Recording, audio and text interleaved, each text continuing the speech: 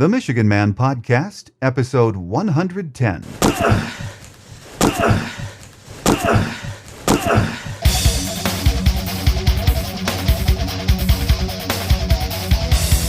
This is the Michigan Man Podcast on GBMW Go Blue Michigan Wolverine for Wolverine fans from coast to coast.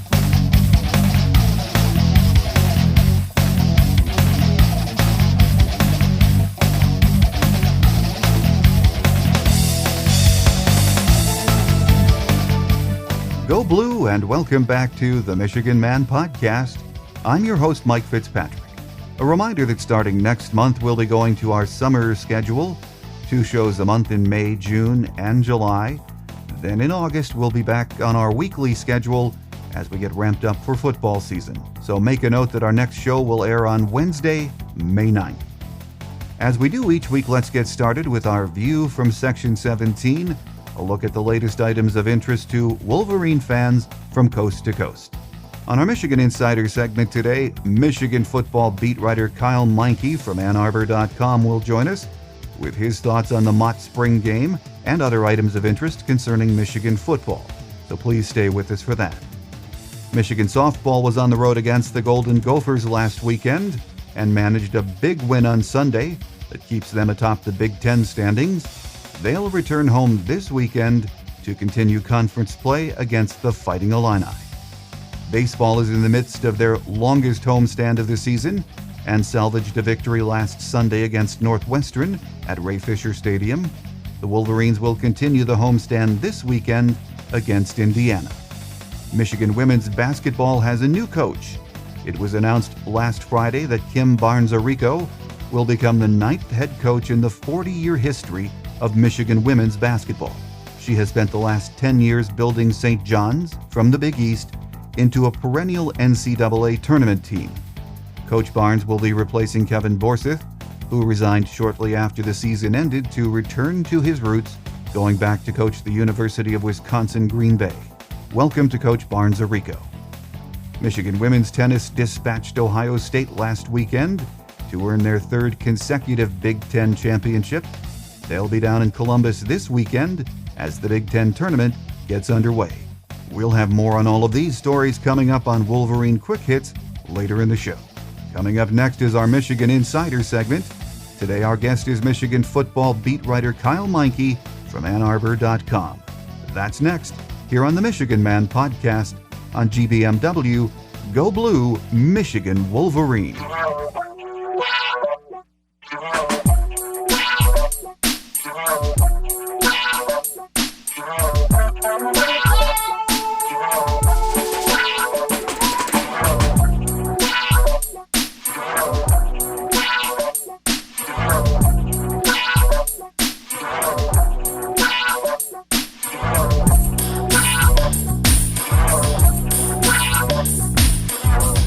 Joining us on our Michigan Insider segment today, Michigan football beat writer Kyle Meinke from AnnArbor.com. It doesn't seem like that long ago that we had Kyle on, but he's here to help us take a final look back at spring football, and even a look ahead into the summer months and the fall, which really aren't that far away. So Kyle, welcome back. It's great to be back, Mike. I'm an old-timer, so when I look back at the spring game that just happened a little more than a week ago, it really isn't a game anymore. It's an open practice. But, from talking to the fans and being around that, do you think folks are satisfied with the current format of what used to be the spring football game? I don't think so. I think everyone, and I think even Brady Hoke included, wants to have a spring game, something that they can offer the fans and fans get a good feel for the team of that. And even Coach Hoke and his staff there would get a better feel for where his players are at if it was more of a true game atmosphere and game-like conditions. Being out in the big house and in front of 25,000 or so fans, it's still a pretty good stage, especially for the young guys who are coming through and really getting reps in front of fans for the first time. It's a good learning environment for them. But ideally, I think it's for the team, a game would be the best scenario, and as well for the fans, it's just a more enjoyable experience because we saw what we saw in the spring game was basically a glorified practice, a lot of reps and very much base formations and schemes and that kind of thing. And it didn't really have a game-like feel to it. And I think everyone kind of left that thing wanting a little bit more. I think Coach Hoke does as well. And I think in a couple of years when they get better depth on the offensive and defensive lines, I think we will see a game. I think that's the number one reason why we haven't seen it, is just because you basically have 6 or 7 or 8 scholarship players on both sides of the ball right now up front, and that's just not enough to field 2 complete teams. With that 85 scholarship limit, the coaches, I think most coaches, Coach Hoke included, they might like a spring game, but with injuries and all of the things that you have to worry about, an open practice which sort of whets the public's appetite, it's the best you can do right now. Yeah, absolutely. It's not, it's not a total waste of time. I think fans still really enjoy it. I think the coaches get something out of it, and certainly the players, and like I said before, especially younger players who are going to be asked to play roles next year. And, during the season, they're just so focused on implementing schemes and game plans from week to week. It's such a tight schedule, and they only get so many hours. They're so focused on just getting the team ready for Saturdays. The players such as Terrence Talbot or Raymond Taylor, those cornerbacks, they don't get any kind of real work with the first unit or the second unit, and they don't get long looks from the coaching staff. But in spring ball, it's a perfect forum for that, and you really were able to develop some depth. And I think those 2 guys especially are just 2 younger guys who didn't get any looks last year. They got long looks in the spring ball, and that really benefits them. Or even a guy like Russell Bellamy getting some reps out there, running the offense in the big house, 25,000 fans. I mean, that kind of experience is really invaluable, because that's something obviously he didn't get last year. And if he's thrown in there next year, that kind of experience will really benefit him going forward. Oh, absolutely. Well, Kyle, let's talk a bit about the spring games, spring practices. The first name, Saturday that Michigan fans want to talk about is Denard Robinson. But Coach Hoke and Coach Borges seemed very impressed, even though, of course, we saw him for one series last weekend. Most of what we heard from Coach Hoke after the game and during spring was that Denard was evolving into a leader heading into his senior season. And they've really talked a lot about that this spring, haven't they? They have, and we always saw him publicly, for one series, so we can't really draw anything from that in terms of on-field player production. But I have seen firsthand a difference in Denard this spring.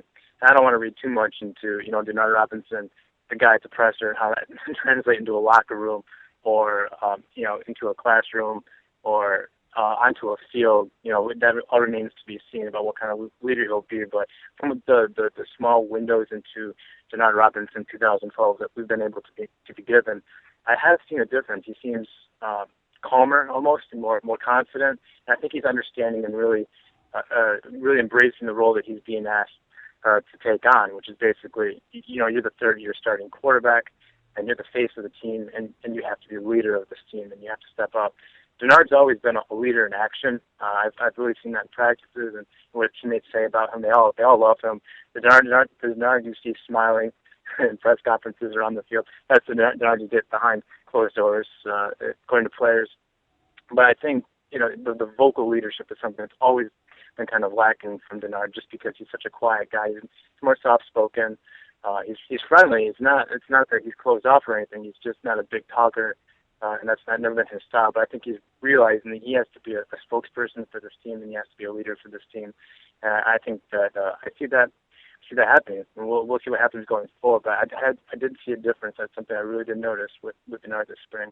Well, last fall we heard a lot of this, Kyle, that Coach Borges talked a lot about how the first year in his offense, or probably any offense, a quarterback is going to struggle, especially coming from a spread option read offense that Denard is into, more of a pro-style offense that Coach Borges runs.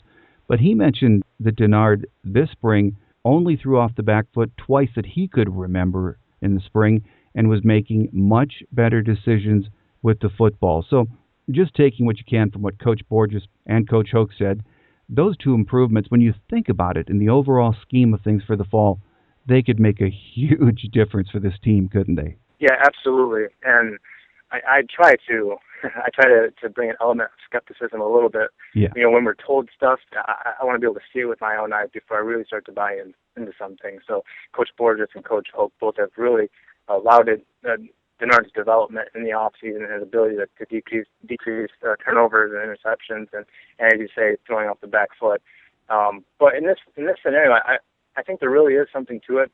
I don't think they would have run out Denard for only one series if they weren't really confident in where he is right now. I don't think that that's something they would have done. I think they see enough in him, and it's to a point where, okay, Denard, you've shown enough.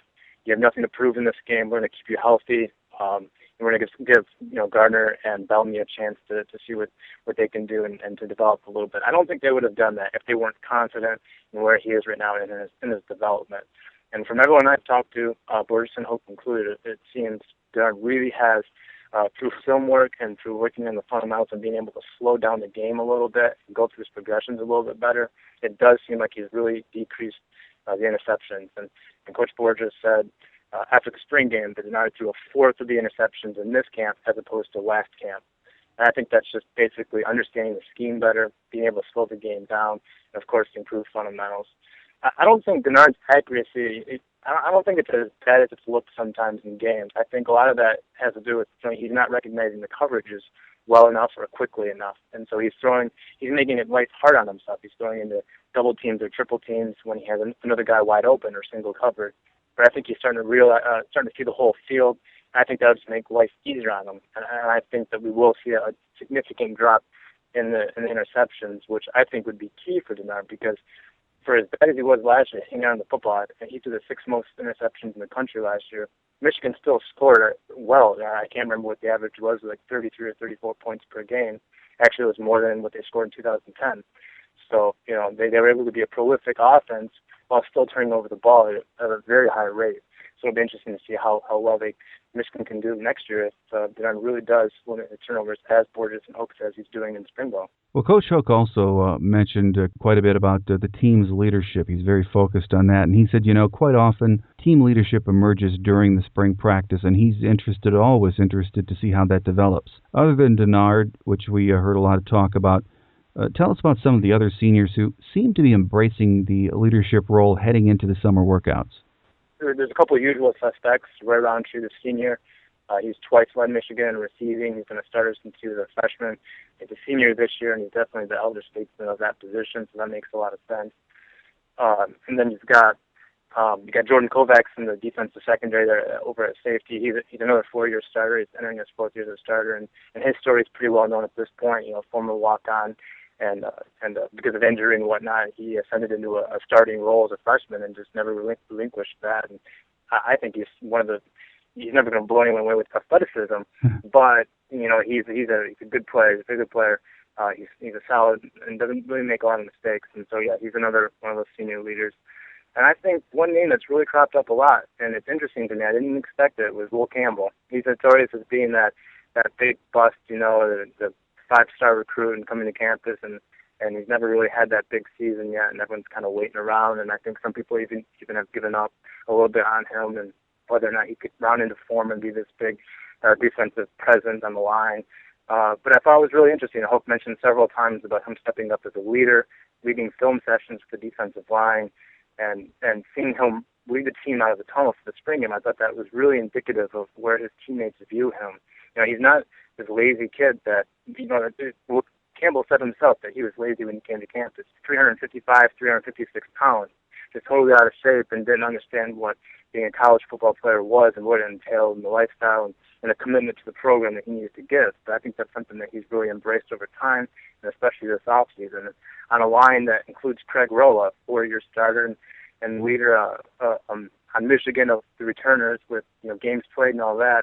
And it's interesting to me that Will Campbell's a name that's been discussed about as a team leader and perhaps even a captain. So I think that's one that's really surprised. It is amazing to me. I mean, you as a beat writer and other reporters and those of us who are fans have watched him for these last 3 years, but you were waiting for the light bulb to go on, wondering what would it take. So this spring we're hearing this about the leadership role, but now it has to translate onto the field, and he has to pick up on the physical part of it. From what you've been hearing from coaches and other players, has Big Will finally started to put that piece of his game together? According to the coaches and the players and Will himself, yes, he is starting to put it together, and that he's going to be a a leader to start, certainly, and I think they're really banking on him ending up being the starter there, defensive tackle. I'm skeptical myself, and that's just my nature. I'm not saying that he's not playing well or that he can't play well, but I just want to be able to see it before I really say, yeah, this kid can really do it. He was fine in the spring game. He didn't play poorly, but Hoke and Madison both said they weren't extremely happy with the way the defensive line played, and especially the interior. Hoke called it soft. So there's definitely some learning curve still going on, and I just want to be able to see what Will can do when the season rolls around in September 1 and the team goes down to Dallas and faces that Alabama team. I want to be able to see what he can do before I really say, yeah, this kid turned the corner. I think he's definitely embracing it mentally, but in terms of on-the-field production, I think that's something that we're just going to have to wait to see what happens on September 1. No, I think you're right. And I think most Michigan fans are just hoping that the light bulb has gone off and he's going to turn into that dominant player, not just a good player, but with a frame like he has and the tools that he has to become a dominant player. Starting on Labor Day weekend against Alabama would be a nice place. Even if he's not dominant, I don't think they need him necessarily to be dominant. They have every starter back in the secondary and in the linebacker corps. They have so much experience back. The defensive line really is the only question mark on that entire defense. I think they just need him to be a presence, to be able to stop some runs, to take up some space, apply a little bit of pressure. I think they would take that at this point. He just hasn't been the player they thought he was going to be any of his past 3 years. If he can round into enough form to the point where he can do function basically as the defensive tackle, they're not expecting a Mike Martin next year from Will Campbell. That's the player he's replacing. But there's so much experience back in the secondary and the linebackers. I think if they get a player that contributes and that's consistent and can take up space and not miss assignments and plug some holes and get a little pressure on the quarterback, I think they would take that at this point from Big Will. Yeah. Kyle, let's stick with the defense for a minute and talk about what Coach Madison said after the spring practice. He really seems to like the results of his tinkering from the 4 weeks of spring practice, as he called it, moving Craig Rowe from rush to strong side end, Jabril Black back to the inside, and he liked the progress, he said, and the competition from Brennan Byer and Frank Clark over at defensive end too. Those guys, we haven't really seen much of any of those guys up to this point, but again, with Will Campbell, if they really step it up, it really could be very important to this team this fall. Yeah, I mean, if that defensive line, like I said before, if that defensive line can step up to the point where it's serviceable or better than that, it can apply a little bit of pressure and stop the run and just basically maintain, that's going to be a very good defense. You have both starting cornerbacks back in Countess and J.T. Floyd. You have Kovacs and Kovacs back in the safety with Thomas Gordon, and then all the linebackers back. That's going to be a very good group from a defense that was ranked 17th overall last year, even though it was switching the schemes. Greg Madison coming in, playing the base 4-3. There was a learning curve there, and you had players that never played that system before, and they had none of the players from last year had played in a defense in consecutive years, the same defense in consecutive years. And I think this year you do have that. You have some consistency. They're back playing the same thing with the same terminology and the same kind of assignment. If the defensive line, if Byer or Frank Clark, one of those guys can step up over there on the weak side defensive end, I think Craig Rowe will be fine on the strong side end. And then on the inside, of course, it can get a little pressure from guys like Will Campbell or Jabril Black, or even one of the freshmen coming in, maybe Andre Pipkins. I think you're looking at a very good defense. Our guest on the Michigan Insider segment today is Michigan football beat writer Kyle Meinke from AnnArbor.com, taking one last look, back at the spring game and where we are headed into the summer months. Kyle, let's talk about the offense right now. It appears Fitz Toussaint is the number one back coming out of camp. I don't think anyone questions that. But it sounds like Thomas Rawls got everyone's attention during March. He did, and he's a guy we heard about all camp, and we heard about him a lot last year too as a true freshman, but he never really played very much. I think he ended up with about 13 carries. But that's kind of be expected at a position where you had an emerging tailback in Fitz Toussaint, and you're only a true freshman. You had to learn the blocking assignments and all the things that go into being a running back besides running the football. But I think what we're seeing now is he really is grasping the full breadth of what's expected from a Michigan tailback in that gorgeous offense. And I think he's giving Vincent Smith a serious run for the complementary back type role. And I think Vincent Smith, no matter what happens, will have some role with the offense. And he's such a good pass catcher, and he's such a good blocker. He's so physical. Brady Hill calls him the most physical pound-for-pound player on that team. So there's definitely a role for him, and the coaches really enjoy what Vincent Smith brings. But what Vincent Smith doesn't bring is that physical, powerful running attack that Thomas Rawls does. He's a real brute force back there. We kind of saw that in the spring game. He scored only 2 touchdowns of that game, and I think they really enjoy what he can do. Thomas Rawls, that is, and I think he's just such a better runner than Vincent Smith. That if he can kind of do those secondary things, learning the blocking assignments and picking up blitzes and maybe adding a little bit of pass catching to his game, I think that you're going to see him as the complementary back to Fitztoussaint eventually. Another name that was mentioned a lot, Kyle, was Justice Hayes with his speed and his development. So when you take those 4 guys, Fitztoussaint, Thomas Rawls, Vincent Smith, and Justice Hayes, for the first time in quite a few years, you're looking at some nice depth in the backfield heading into the fall. Yeah, and I think they like what all 4 can do. It's going to be interesting to see what Justice Hayes can do, or what his role is, or how he fits into that rotation, because they obviously like Toussaint as the starter, and there's a real fierce competition, or I think there will be a real fierce competition between Smith and Rawls for that backup role.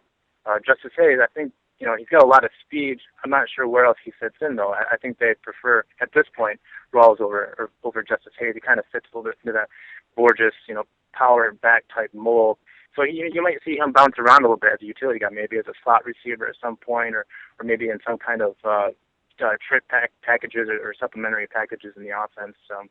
But I think they like their top 3 guys a lot. And as you say, I totally agree that the depth at running back is as good as it's been since 2006, 2007 maybe. Well, one position where we don't have a lot of depth, but it seems things are maybe rounding up better than we thought, is the offensive line. Ricky Barnum moving over to center. Everyone says good things about that. We'll see how that translates in the fall. Also, Michael Schofield over at right tackle, which seems to be a natural for a lanky, big guy like him. And then we've got the battle between Elliot Mueller and Joe Brzezinski, who's pretty much come out of nowhere over at left guard. Things are looking pretty decent on the offensive line too, aren't they, Kyle? They're improving. I think they like their top end guys, especially Luan. He's such a good player. He's really the best offensive lineman. I think one of the best overall players on the entire team. Him and Denard, I think. Taylor Luan and Denard Robinson are the best overall players.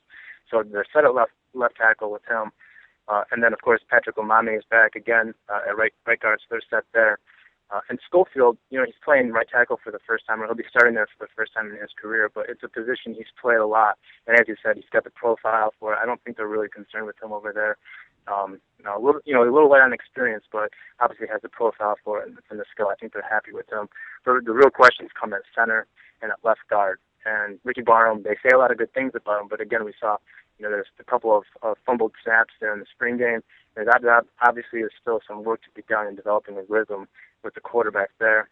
And then left guard, I think that's the number one concern. It's hard to tell right now whether a walk-on like Joey Brzezinski riding up and being the starting contender, whether that's a good sign or a bad sign that Joey's really stepping up and he's really that good and he's this big of a surprise, or if it's just they don't have that many options, and if it means that Elliot Mueller's just not playing well, because those are the 2 guys for the left guard spot. And it's going to be the big question going forward. I just can't get a read on whether that's a good sign or a bad sign that they might have to lean on a walk-on or a true freshman. Kyle Kalis coming in. I know that the offensive line coach, Daryl Funk, is really happy with his development since his high school season, and he expects him to come in and play guard right away. So it'll be kind of interesting to see what happens there at the left guard spot. And overall, I think the number one concern with the offensive line, besides the starters, it's the depth. I think that's the number one thing. If a guy goes down, especially at Taylor Lewan, I don't know what they do. They just don't have any true backup for Taylor Lewan, really. So I think staying healthy and cultivating some kind of depth in the summer and the fall camp, and hopefully a true freshman or 2 can step up and provide something. Because they don't really have anything right now. I think we saw that in the spring game, but there's just not. The second unit's just not there. There's just no depth. Yeah, it's going to take probably another couple of years with the great recruiting classes to get that kind of depth. I know Coach Hoke has always said you want 10, 11, 12 guys who are game ready. That's just not going to happen this year. No, and you bring up a good point. In a couple of years, I think that they're going to be set there. The recruiting classes are getting on the offensive and the defensive lines are just insane. The 2013 class has 5 guys ranked in the ESPN's top 150 overall players. I mean, that is just insane. So they have reinforcements coming, but as Al Borges likes to say, offensive line and to an extent defensive line, they're developmental positions. They aren't positions guys just come in and are ready to play. I think personally, cornerback's probably the easiest position where you can come in as a true freshman and just use your natural athleticism and gifts, and then that translates quicker. Offensive and defensive line, your body's not there yet. You're just not ready to compete against juniors and seniors who've had that amount of time in the weight room. And also the schemes are a lot more complicated, your responsibilities. And so there's a big learning curve there, and I think it's going to take a little bit of time to develop that depth. But one thing that Hoax really emphasized when he came in was that line play, the offensive and defensive side. And I think one of the residual effects of that is that you're seeing linemen, high school linemen, saying, hey, I want to go to a program where the offensive, defensive linemen, they're the focus. They're almost stars. I mean, David Molk and Ryan Van Bergen and Mike Martin, those are the faces of the program last year. It wasn't necessarily the running back or the wide receiver. I mean, that's something that Hoke's done, and I think that you're going to see in the long term that pay off with these really big-time stud linemen coming in, because they know that they're going to come to a place where they're getting a lot of focus up front in their teaching, and also they're kind of like stars in this program. And I think long term that the depth will be okay. Just in the short term, they have to get through it, though. Well, Kyle, there was a lot of talk about Devin Gardner getting his reps at wideout this spring. I think it surprised a lot of us, came out of nowhere. Do you still think we'll see him getting significant playing time this year? No one really knows what's going on with Devin Gardner. So what I say is what I think. No one knows, but my hunch is that we're going to see Devin Gardner play some receiver in the fall, and I'm not sure how many snaps it'll be, but they have a void there, Michigan does, for a wide receiver, and especially a big wide receiver. And Gardner, I mean, he played really poorly, I thought, in the spring game. But what you saw was, remember that run around the right side? You picked up 20 or 25 yards. I mean, that was a big-time play.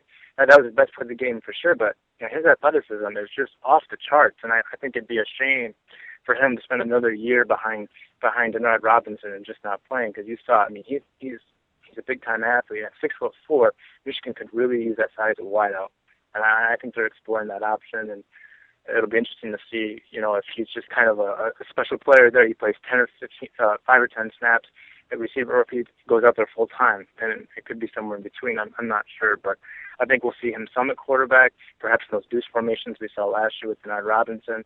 But I really suspect that we'll see a lot of Devin Gardner at wide receiver next year. We talked about this the last time, I think it was in March during spring practice, when I was wondering if we're going to move our number 2 quarterback out to wide receiver, risking injury if he's out there. It must mean that your number 3 guy, Russell Bellamy, maybe is progressing and is a little bit better than everyone thought. And it sounds like after spring practice that Coach Hoke and Coach Borges were saying that Bellamy is really coming along nicely too, which gives you the confidence to maybe use Devin Gardner a little more on the outside. Yeah, they like what they've seen in Hoke and Borges, what they've seen in the springtime from Russell Bellamy, and even throughout last year. I remember in the bowl workouts from last year that Bellamy was one of the young guys they were saying was really standing out during those bowl workouts. So he's someone that's been on the radar for a while now. And I think in the spring game what we saw was Russell Bellamy moved the offense better than Devin Gardner did.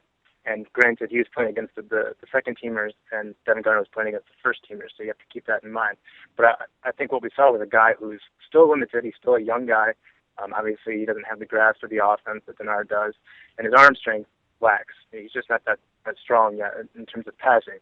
But he's a guy who was pretty consistent. He made a lot of good reads and put it in spots where receivers could make plays on the ball, and the same couldn't be said for Devin Gardner. So I think that they're happy with his development. Whether he's a point where he could be a true backup, I'm not sure. For a team like Michigan, when you have a running quarterback such as Denard, having a true backup, someone who can jump in and play, is really important, because we've seen that the past 2 years with Denard, that he leaves frequently with injury. It's not uncommon, especially toward the end of the season when he's getting beat up a little bit. You can't just have a number 2 and expect him to be there for a snap here or a snap there. I think you need someone that can say, okay, he can go in and play, because it's almost invariable at this point that at some point he's going to be asked to play. Whether Bellamy's to that point yet or not, I don't know, but I think he's getting there. And his development, I think, would really key Devin's move to wide receiver. If they feel confident Bellamy can be that backup, I don't think they'd have any problem with moving Gardner, at least for the season, to receiver. Well, Kyle, on the special teams, we haven't talked about that at all yet. What's going on back at punter with Weil and Will Hagerup? Is there a true competition there? a true competition. I think Brady said it was neck and neck, and I have no reason to not believe that. I think that the competition we'll see last throughout not only the summer but the fall. I wouldn't be surprised if we didn't see a starter named until that final week of fall camp. Really, Brady gave Will Hagerup every chance last year to earn that position, and he struggled the whole year. He set up those first 4 games with suspension. And Matt Wild, at the time a freshman, came in and he did fine, and especially toward the end he did well. I remember in the San Diego State game, he looked good back there. I can't remember what his average was, but he looked good. He was pretty consistent. Hagerup came in and just did not play well. It's very inconsistent. Shanked several punts, and his average was about 7 or 8 yards off what it was the previous season. He was really good as a freshman. He really struggled last year. He was wildly inconsistent. He started really poorly in the Sugar Bowl, and eventually Hope removed him from the Sugar Bowl and put Matt Wild in. And that's not something Hope normally does. He's not trigger happy. He's the opposite of trigger happy. And so I think that's really a signal that there's a true competition there, and that we won't see a starter named until the fall. I think basically Hope's looking for a guy who's going to be consistent. I think that's all he wants. And unless Hagerup finds what he's missing, I think Matt Wild could be the guy in the end. But again, I don't think a starter will be named until the end of fall camp. Any other special teams news that the coaching staff mentioned that they're happy with? Hope really enjoys Jeremy Gallen at punt return. I think he should. He showed a lot of growth last year from the previous season to last season. He showed a lot of growth, and I think they're real happy with him back there. At kick return, there's more of a question mark. I don't think they really know who's going to be the guy. It was supposed to be Darryl Stoneham. Obviously, he's not returning next year. He got kicked off the team, so I think that it's going to come down to maybe a freshman. I know they like Blake Counters as he's worked a lot in the return game, the now sophomore cornerback. I think he'll get some work back there. I'm not sure who in the end will win that position, but that'll be something to watch as well. There's the battle at kick return. And then, of course, in the field goal kicking, I think Gibbons will be the guy. I think range is still an issue with him. Matt Wild, you still might see him out there if the situation presents itself where Michigan needs a 56 or 57-yarder attempt. You still might see Matt Wild be the guy, but from 53 or 54 in, I think Gibbons are pretty happy with Gibbons and where he's at. Even though he missed that, I think it was a 28 or 29 yarder in the spring game. I think they're still behind him, and I think he'll be expected to be the guy at field goal kicking. Well, Kyle, Coach Hoke cautioned about not reading too much into the one practice that we all got to see last Saturday. But you know how fans are. Given that everything was fairly quiet in the spring, we're coming off an 11-2 record, a bowl game. Expectations are extremely high, which has got to be tough for Coach Hoke. Now that spring ball has wrapped up and we've got 4 months before we really get to fall practice, when you look at this team, we don't have those 8 home games, only 6 home games this year. When I look at it realistically, I hope for the best. I hope that we're all surprised. But this team, it might be a good season and move forward in a way if we're 9-3. But it's going to be tougher. Could be a different win-loss situation this year. Yeah, I absolutely agree. And I've said that since early last year, is that this team next year could lose 2 or 3 more games than it did last year. In fact, I think Yahoo or ESPN, one of those national guys, they ranked Michigan's non-conference or Michigan's overall schedule the number 1 toughest in the country, and that just might be true. I mean, you have to go down to Dallas to face Alabama, the defending national champion, in week 1. You have to return the next week to face the Air Force team, a team that you should beat, but that's really difficult to prepare for. They run that triple option. And then you have the road game at Notre Dame. You have road games at Nebraska and Ohio State. You got Michigan State at home. They're going to be tough again. It's going to be a really difficult schedule, and I think it's too early to make predictions, but I think an 8-4, 9-3 prediction would be about where this team is looking at. They won 11-2 last year, but they had a lot of breaks go their way, and they had those 8 home games. And I think they'll be a better team next year, but it's going to be very difficult to go 11-2 with the schedule they have. And if they do go 11-2, you're looking at a very, very good, very good team, because there's some difficult games in that schedule, and I think expecting more than 8-4, 9-3 would be pretty optimistic. I think 3 or 4 last season is about what Michigan is looking at. In this early stage, there's still so much that can still happen, but I think that's about what we're looking at for this team next year. Well, I think you're right, but as usual this time of year, coming off spring ball, expectations are high, but we have another 3 or 4 months, and best to temper those expectations, but it'll be here soon enough. Our guest today has been Michigan football beat writer Kyle Meinke from AnnArbor.com, and Kyle is with us quite often. Always enjoy his insight. He knows a lot about what's going on behind the scenes. So, Kyle, enjoy your summer, and before you know it, we'll be right back here getting ready for the fall and talking about the season and Michigan's next opponent. Thanks a lot, Mike. I always enjoy it. Look forward to talking to you then. Thanks again to our guest today, Michigan football beat writer Kyle Meinke from AnnArbor.com. For the best in Wolverine football coverage, follow Kyle at www.annarbor.com. That's www.annarbor.com. Coming up next, we close it out for another week with Wolverine Quick Hits here on the Michigan Man Podcast on GBMW Go Blue Michigan Wolverine.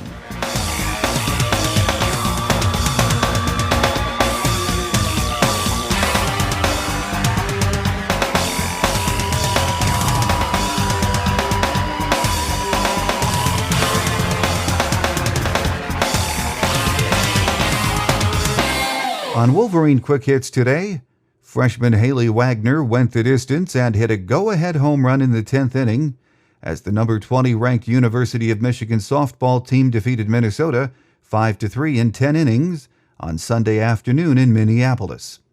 Wagner picked up her 23rd win of the season, pitching 10 innings, allowing 3 runs on 5 hits, and striking out 7. The Wolverines totaled 12 hits in the game, led by a 3-for-6 performance by senior center fielder Bree Evans and 2 hit games by freshman catcher Lauren Sweet and junior shortstop Amy Knapp. The Wolverines are back in action this Saturday, hosting Illinois in a doubleheader at 3:30 p.m. at the Wilpon Complex. Heading into this weekend's action, Michigan 32-13 overall, 12-3 in the Big Ten, and ranked number 20 in the country.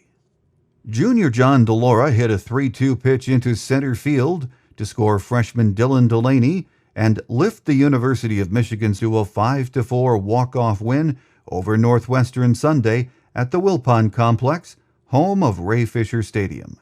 Delaney started the Michigan ninth and was hit on a 1-0 pitch by Wildcat pitcher Kyle Ruchum. Delaney moved to second on a sacrifice bunt from junior Patrick Biondi and scored on DeLora's game-winning hit.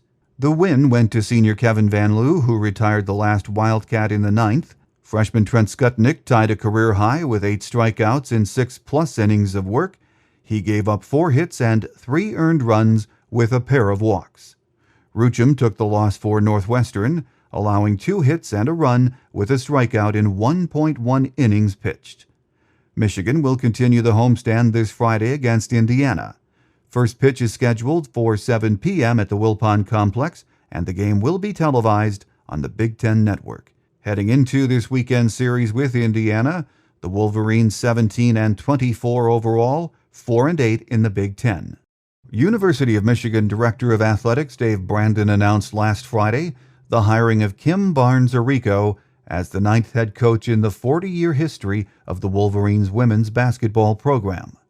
The New York native joins the Michigan family after spending the past 10 seasons as the St. John's University women's coach.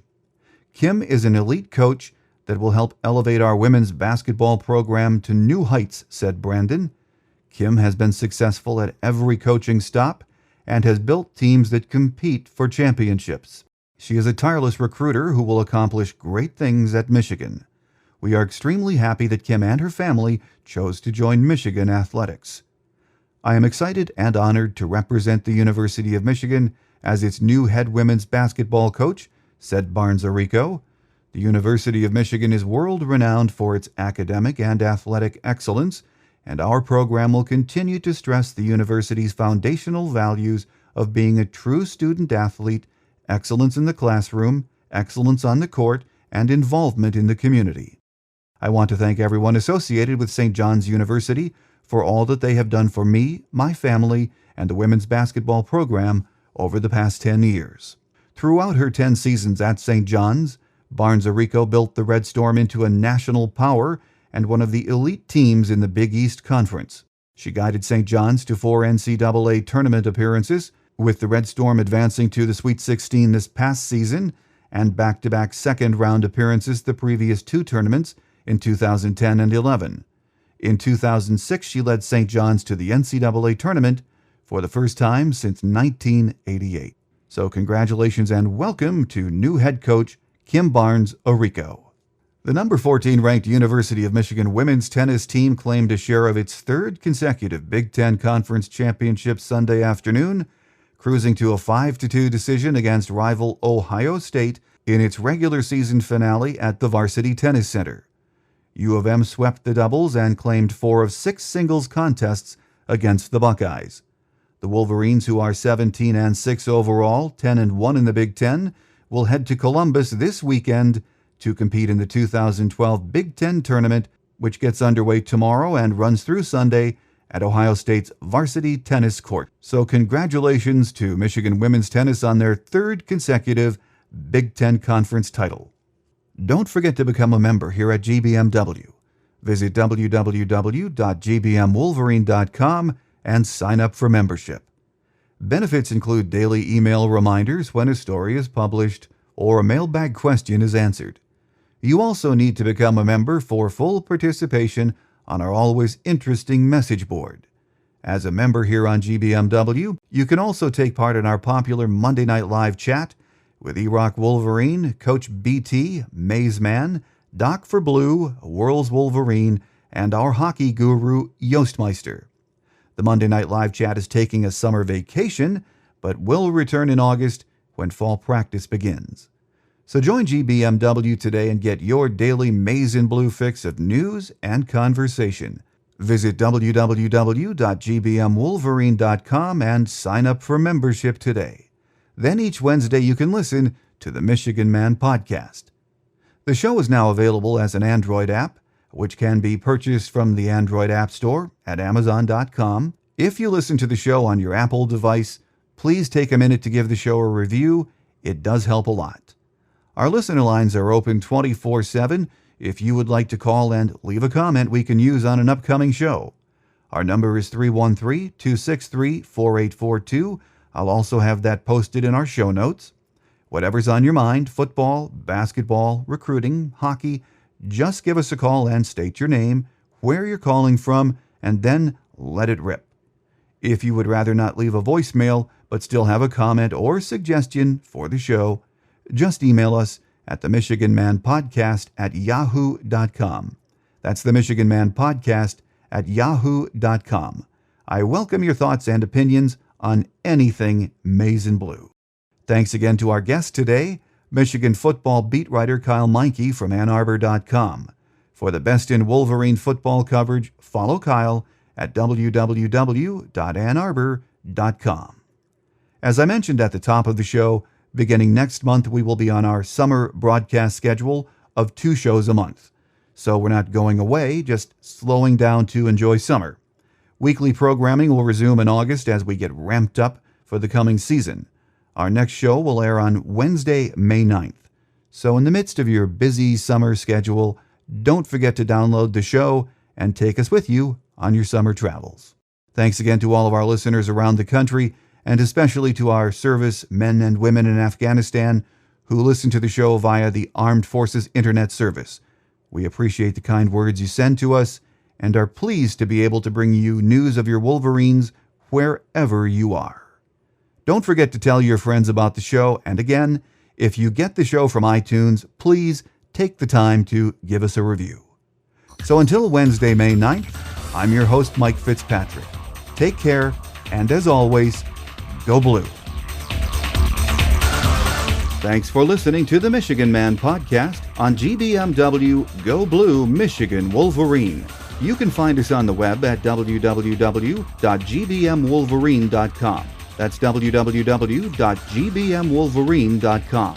For audio posts or other fan feedback, please call our listener line at 313-263-4842. That's 313-263-4842. Email fan feedback to the Michigan Man Podcast at yahoo.com. That's the Michigan Man Podcast at yahoo.com. The Michigan Man Podcast on GBMW Go Blue Michigan Wolverine is produced at the studios of Robin Lynn Productions, Allen Park, Michigan. The Michigan Man Podcast is not affiliated with the University of Michigan. Go Blue!